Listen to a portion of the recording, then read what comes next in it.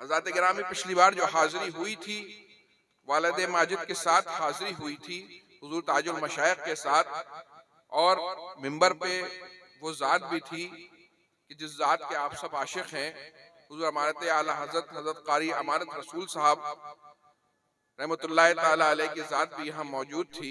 آج آپ سب یہاں اکٹھا ہیں، پوری ان کی جو ہے کنبہ یہاں اکٹھا ہے، تو یہ بھی اس بات کا گواہ ہے کہ بیٹا بھی اپنے والد کے نقش قدم پہ چل رہا ہے۔ اسی لیے یہ جو پورا کنبہ ہے، یہ پورا گلشن ہے، یہ اپنے قائد کے ساتھ آ کے کھڑا ہوا ہے۔ اور ہمارے عرصوں میں اسی طریقے کے میسج دیے جانے چاہیے۔ آراز جو ہیں وہ اختلافات کے اکھاڑے نہیں ہوا کرتے، وہ سنی علماء کی، سنی مشائخ کی عزتیں اچھالنے کی جگہ نہیں ہوا کرتی ہیں، بلکہ یہ قوم کی اصلاح کے لیے ہوا کرتے ہیں۔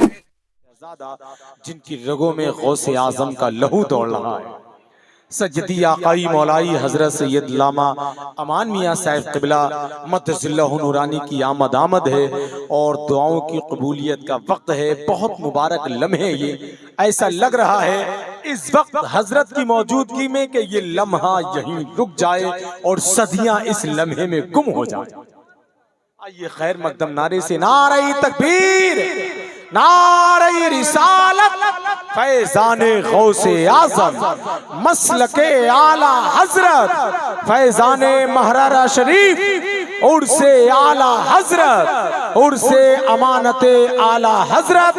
تیری نسل پاک میں ہے بچہ بچہ نور کا، تو ہے عین نور، تیرا سب گھرانہ نور کا۔ یہ معجزات پیغمبر نہیں تو اور کیا ہے، میرے رسول سے پتھر کلام کرتے ہیں، اور ہوئی ہے جب سے پیغمبر کی آل سے نسبت، بڑے بڑے مجھے جھک کر سلام کرتے ہیں۔ نحمده ونصلي على رسوله الكريم، اما بعد فاعوذ باللہ من الشیطان الرجیم، بسم اللہ الرحمن الرحیم، کل نفس ذائقۃ الموت، صدق اللہ العظیم۔ حضرات گرامی، آئیے سب سے پہلے بارگاہ رسالت مآب صلی اللہ تعالیٰ علیہ وسلم میں درود پاک کا نذرانہ پیش کر لیا جائے۔ پڑھی اللہم صلی علی سیدنا و مولانا محمد معدن الجود والکرم وآلہ وبارک وسلم، صلاۃ والسلام علیکہ یا رسول اللہ صلی اللہ تعالیٰ علیہ وسلم۔ حضرات گرامی، میں آپ کو مبارکباد دیتا ہوں کہ آج اس عرس اعلی حضرت میں اور عرس امانت اعلی حضرت میں آپ اتنے زیادہ وقت کے لیے ماشاءاللہ چاق و چوبند بیٹھے ہوئے ہیں۔ بہت کم جلسے ایسے ہوا کرتے ہیں جس میں لوگ چاق و چوبند بیٹھتے ہیں۔ میرا اور بھی ایسے جلسوں میں جانے کا اتفاق ہوا ہے جو فجر تک چلتے ہیں، لیکن عالم یہ ہوتا ہے کہ تقریباً 80% لوگ میری آنکھوں کے سامنے سو رہے ہوتے ہیں اور 10 لوگوں میں تقریر کرنی پڑتی۔ حضرات گرامی، پچھلی بار جو حاضری ہوئی تھی والد ماجد کے ساتھ حاضری ہوئی تھی حضور تاج المشائخ کے ساتھ، اور منبر پہ وہ ذات بھی تھی کہ جس ذات کے آپ سب عاشق ہیں، حضور امانت اعلی حضرت قاری امانت رسول صاحب رحمت اللہ تعالیٰ علیہ کی ذات بھی یہاں موجود تھی۔ اور آج بھی میرا یقین ہے کہ ان کی روح یہاں موجود ہوگی اور بہت خوش ہو رہی ہوگی کہ ان کے لائق شہزادے نے کس طریقے سے آج بھی علماء اکرام اور مشائخ اعظام کی ایک انجمن سجا رکھی۔ حضرات گرامی، آپ ایک سے ایک بہترین مقرر کو اس منبر پہ سن چکے ہیں۔ ابھی مفتی نبرار حنفی صاحب کو سن رہے تھے، اس سے پہلے مفتی ارسلان رضا خان صاحب تشریف لائے تھے، اور بھی بہت سے مقررین کو آپ نے سنا ہے۔ تو لہٰذا مجھ سے کوئی تقریر کی امید نہ لگائیں، میں چند باتیں اپنے بھائیوں سے کروں گا اور رخصت ہو جاؤں گا۔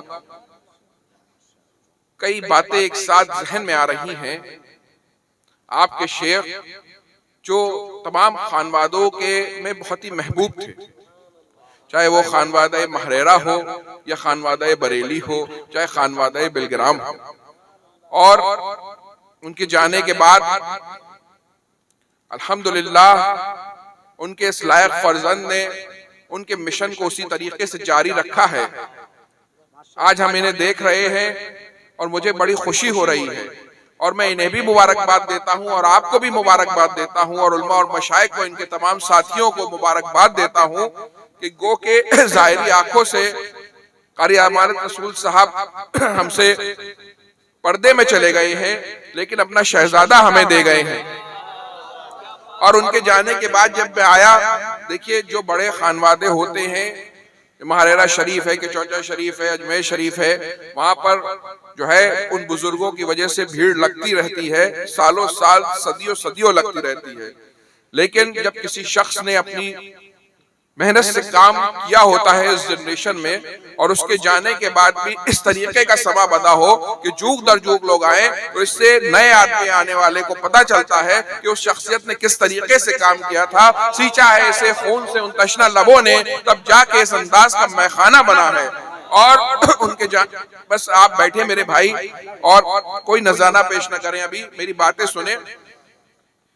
اور ان کے جانے کے بعد بھی جس طریقے سے ان کے فرزند نے، ان کی عمر بہت کم ہے، ان کو ابھی چند سال پہلے ہم نے بنا داڑھی کے دیکھا ہے، اور ان کے ساتھ یہ تمام اسٹیجوں پہ جایا کرتے تھے، اور وہ ان کو آگے بڑھاتے تھے، اور ان سے تلاوت کراتے تھے، اور قصیدہ پڑھوایا کرتے تھے، گویا کہ وہ ان کی ٹریننگ کر رہے تھے۔ اور اگر کسی کا والد کم عمر میں چلا جائے، اللہ کی مرضی ہوتی ہے، وہی بہتر جانتا ہے کب کس کا جانا بہتر ہے۔ اس کے بعد اس طریقے سے انہوں نے سنبھالا ہے، اور ان کے بھائی جیسے بہنوئیوں نے ان کا ساتھ دیا ہے، ان کے ساتھیوں نے، ان کے والد کے خلفاء نے، اساتذہ نے اور علماء مشائخ نے جس طریقے سے ان پہ محبتیں نچھاور کی ہیں۔ کم عمر نوجوان بہت خوش قسمت ہیں ان میں یہ کہ جب یہ کسی خانقاہ میں چلے جاتے ہیں تو جنہوں نے ان کو بچپن سے ان کے والد کے ساتھ دیکھا تھا، ویسے ہی، اور یہ باتیں میں دل سے کر رہا ہوں، کوئی آپ کو خوش، تو یہ بہت محبتیں پاتے ہیں مشائخ کی۔ حضرات گرامی، آج آپ سب یہاں اکٹھا ہیں، پوری ان کی جو ہے کنبہ یہاں اکٹھا ہے، تو یہ بھی اس بات کا گواہ ہے کہ بیٹا بھی اپنے والد کے نقش قدم پہ چل رہا ہے۔ اسی لیے یہ جو پورا کنبہ ہے، یہ پورا گلشن ہے، یہ اپنے قائد کے ساتھ آ کے کھڑا ہوا ہے۔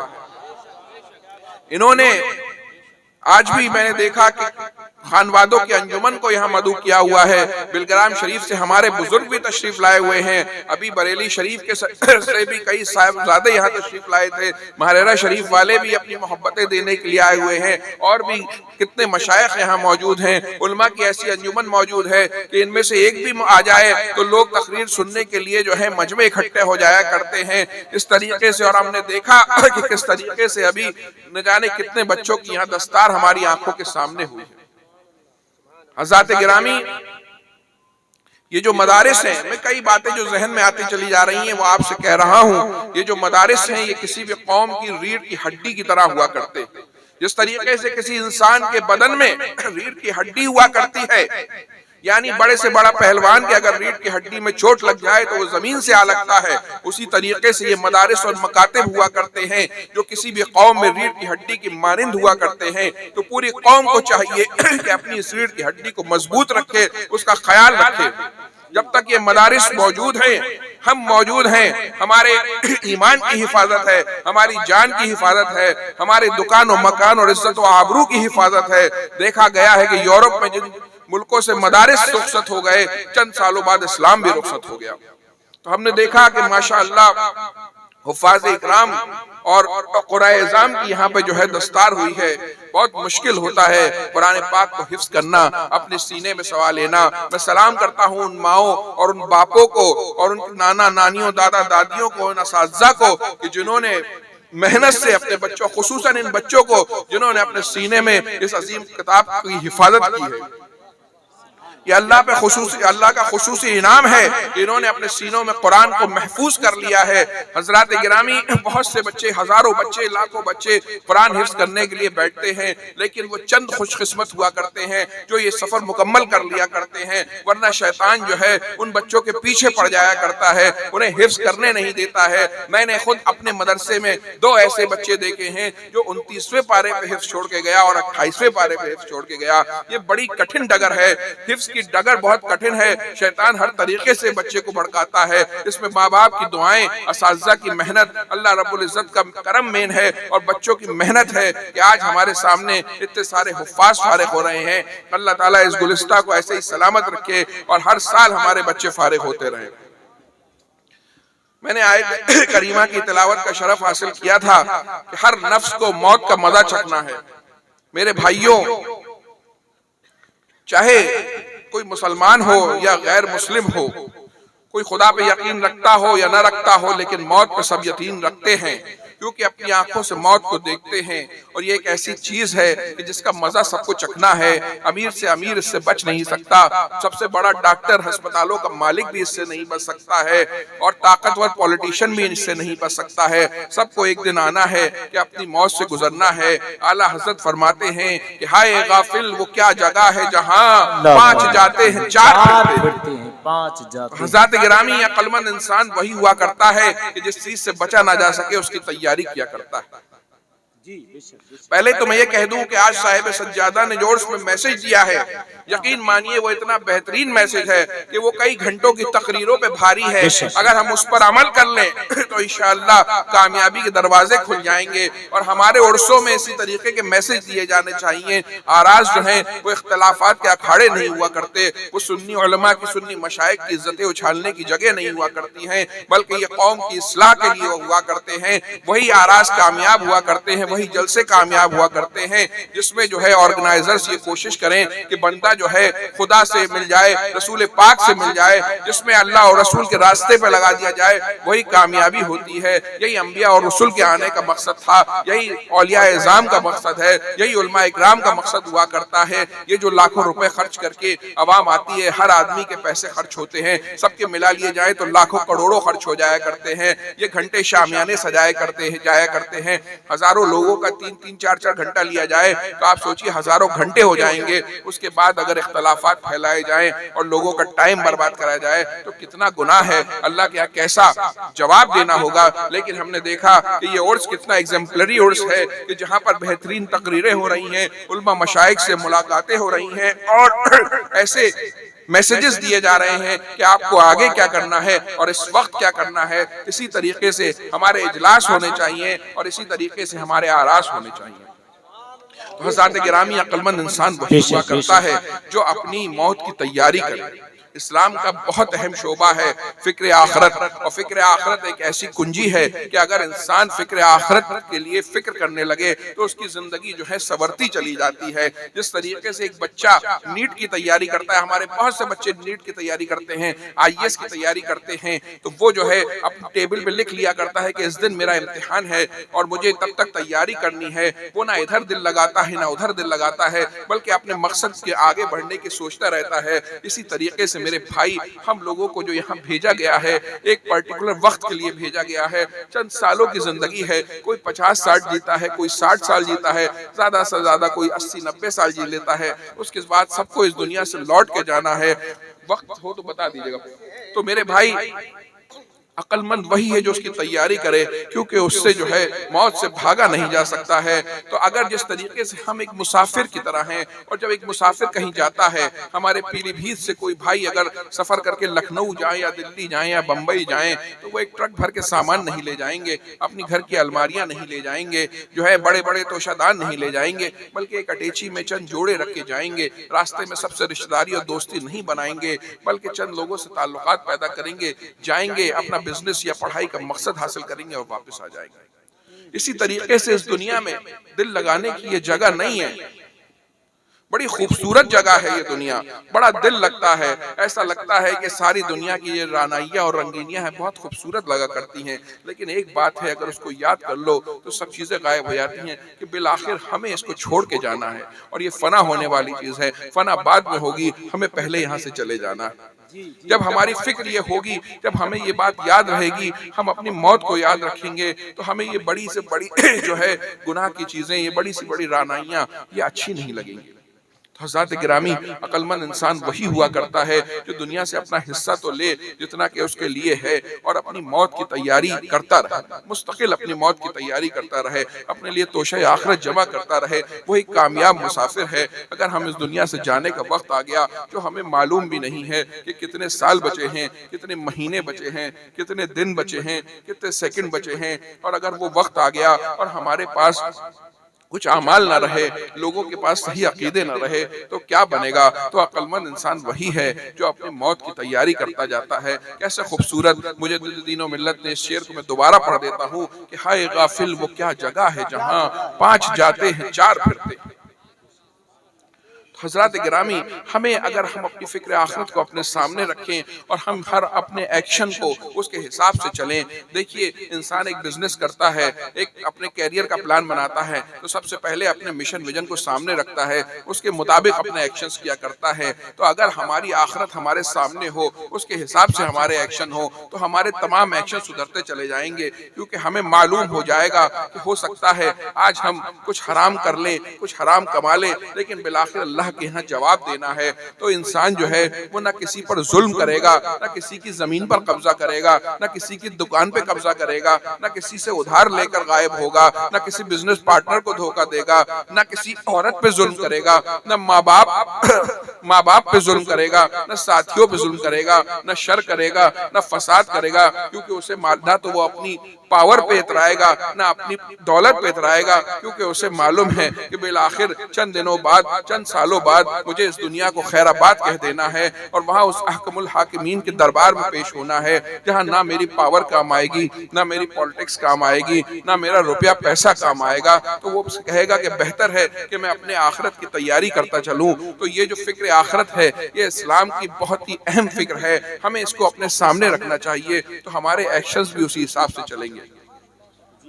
اور حضرات گرامی، اس دنیا سے کامیابی کا جو ہے طریقہ یہ ہے کہ ہمیں ضروری علم دین حاصل کرنا چاہیے. ہماری خانقاہ کا نعرہ ہے کہ آدھی روٹی کھائیے، بچوں کو پڑھائیے، سب سے پہلے فرض علوم سکھائیے. ہم چاہے ڈاکٹر ہو جائیں، چاہے انجینئر ہو جائیں، چاہے وکیل ہو جائیں، چاہے میڈیا پرسن ہو جائیں، لیکن اگر ہم نے اپنا ضروری دین نہیں سیکھا تو ہماری زندگی رائے گا. اور ضروری علم دین سیکھنا یہ کوئی بہت مشکل نہیں ہے. اگر روز آدھے گھنٹے 15 منٹ ہم کسی عالم دین سے ضروری باتیں سیکھیں، اللہ رب العزت کے بارے میں کیا عقائد ہونے چاہیے، رسول پاک کے بارے میں کیا عقائد ہونے چاہیے، صحابہ و اہل بیت کے بارے میں کیا عقائد ہونے چاہیے، نماز کے مسائل، روزے کے مسائل، حج کے مسائل، حلال و حرام کے مسائل اور جنت دوزخ کے بارے میں جاننا چاہیے، تو ہم سب کو اس کو جاننے کی کوشش کرنا چاہیے. ورنہ زندگی کی گاڑی یوں ہی چلتی چلی جا رہی ہے، اور اگر ہم دین نہیں سیکھ رہے ہیں تو ہم اس پر عمل کیا کریں گے. تو حضرات گرامی، اپنے دین، ضروری علم دین سیکھنے کی کوشش کریے، اپنے مدارس اور مکاتب کو مضبوط بنائیے، فکر آخرت کو اپنے سامنے رکھیے. اور آج کل ہم لوگوں میں جو ہے ذات پات بہت پھیلائی جا رہی ہے. دیکھیے میں آپ کو بتاؤں کہ جب سادات ایک محلے میں رہتے ہیں تو ان میں بھی بڑے اختلافات ہوتے ہیں. خان صاحب ایک محلے میں رہتے ہیں تو اس میں بھی کوئی کسی پہ ظلم کر بیٹھتا ہے. اگر کوئی بھائی انصاریوں کا محلہ ہے تو اس میں بھی لوگوں میں اختلاف اور لڑائیاں ہوتی ہیں. کوئی منصوریوں کا محلہ ہے تو وہاں بھی بہت لڑائیاں ہوا کرتی ہیں. قریشیوں کا محلہ ہے تو وہاں بھی کوئی کسی سے ڈر رہا ہوتا ہے. جہاں جہاں لوگ بستے ہیں آپس میں لڑائیاں ہوتی ہیں. اور تاریخ میں ایسا بھی ہوتا ہے، کوئی مضبوط ہوتا ہے تو کوئی کمزور ہوتا ہے، اس پہ ظلم کرتا ہے. کبھی کبھی لوگ اپنے بھائیوں پہ، سگے بھائیوں پہ ظلم کر بیٹھتے ہیں، اپنی بیویوں پہ ظلم کرتے ہیں، اپنے ماں باپ پہ ظلم کرتے ہیں. تو یہ حقیقت ہے کہ بہت سے پسماندہ لوگوں پر ظلم ہوا ہے، اور جنہوں نے ظلم کیا ہے انہیں اللہ کے دربار میں اس کا جواب دینا ہی ہوگا. لیکن اس کو ایک پولیٹیکل طریقے سے استعمال کیا جا رہا ہے. مسلمانوں کی جو ہے ایک ہی صف میں کھڑے ہو گئے محمود و ایاز، سب عاشقان رسول جانتے ہیں کہ ایک پلیٹ فارم پہ آ جایا کرتے ہیں، تو ان کو بانٹنے کے لیے باقاعدہ سائنٹسٹ کو، بڑے بڑے پروفیسروں کو جوڑا گیا ہے، اور پاسماندہ کے نام سر انہیں بانٹنے کی کوشش کی جا رہی ہے. ہم مسلمانوں میں نفرتیں پھیلائی جا رہی ہیں. ہر قوم کو یہ حق ہے کہ وہ اپنی ترقی کی کوشش کرے، اپنے قوم کے بچوں کو آگے بڑھانے کی کوشش کرے. جو قریشی بھائی ہیں وہ اس کی کوشش کریں، جو انصاری بھائی ہیں وہ اس کی کوشش کریں، جو خان صاحب ہیں وہ اس کی کوشش کریں، اور سب مل کے بھی کوشش کریں. لیکن کوئی ہمیں استعمال نہ کر سکے. یہ ہمیں بانٹنے کے لیے، اس سے پہلے کہ ہمیں مزید کمزور کر دیا جائے، اس سے پہلے ہمارے یہاں سے بڑے بڑے پروفیسرز نکالے جا رہے ہیں جو اس طریقے کی باتیں کر رہے ہیں تاکہ ہماری کم پڑھی لکھی عوام جذبات میں آ جائے. اور پہلے اگر کسی نے کسی پہ ظلم کیا ہو تو اس ظلم سے اس کو جو ہے بڑکایا جا رہا ہے. جبکہ حقیقت تو یہ ہے کہ ایک ہی برادری کے لوگ اگر ایک محلے میں رہ رہے ہوں تو بہتوں کو بہتوں سے شکایتیں ہوتی ہیں. تو کوشش یہ کرنی چاہیے کوئی کسی پہ ظلم نہ کرے. اور سب سے پہلے ہمیں یہ دیکھنا چاہیے کہ ہم سب عاشقان رسول ہیں، غلام رسول ہیں، اور ہم سب جو ہے ہمارے یہاں معیار جو ہے وہ ذات پات نہیں ہے بلکہ تقوی ہمارے یہاں معیار ہے. اللہ کے نزدیک، رسول پاک کے نزدیک کوئی اپنے خاص صحابی سے، کوئی اپنی شیخ صحابی سے آگے نہیں بڑھے گا، بلکہ اس بات سے آگے بڑھے گا کہ وہ اللہ کتنا تقوی والا ہے، اس کے دل میں اللہ کا ڈر کتنا ہے، رسول پاک سے عشق کتنا ہے. تو میری اس بات کو گاٹ باندھ لو کہ انشاءاللہ ہم آپس میں نہیں بٹیں گے، ہم ذات پات کو لے کے نہیں بٹیں گے، ہم کسی بھی ذات پات کے ہوں، ہم محمدی ہیں، ہم رسول پاک صلی اللہ تعالیٰ علیہ وسلم کے غلام ہیں، ہمیں کوئی اس معاملے میں نہیں بانٹ سکتا۔ ہاں ہم ضرور اپنے گھر کی، اپنے خاندان کے بچوں کی ترقی کی کوشش کریں گے۔ یہ جو اولاد ہے یہ ایک عظیم سرمایہ ہے۔ جن بھائیوں کے اولاد نہیں ہوتی وہ فون کرتے ہیں، روتے ہیں، اللہ تعالیٰ تمام بے اولاد بھائی بہنوں کو صاحب اولاد فرما دے۔ لیکن یہ جو اولاد اللہ رب العزت نے عطا کی ہے اس کے بارے میں ہم سے سوال ہوگا، تو ہمیں تربیت اولاد پر دھیان دینا چاہیے۔ آج ہم دیکھتے ہیں کہ بوڑھے لوگ فون کرتے ہیں، بچے پریشان کر رہے ہیں، سن نہیں رہے ہیں، بھائی کا دشمن ہوا پڑا ہے۔ لیکن اس میں کچھ حد تک بلکہ بڑی حد تک ہم بھی ذمہ دار ہیں کہ جب ہمیں ان کی پرورش پہ دھیان دینا تھا تو ہم ان کی پرورش پہ دھیان نہیں دے رہے تھے۔ ہم دوستوں کے ساتھ چائے خانوں پہ گپے مار رہے تھے، ہم سوچ رہے تھے کہ اماں ہی بیچاری پال ڈالیں گی، اور وہ بچے بڑے ہو گئے، جب انہیں ہماری ضرورت تھی ہم نے وقت نہیں دیا، اب انہیں ہماری ضرورت نہیں رہی۔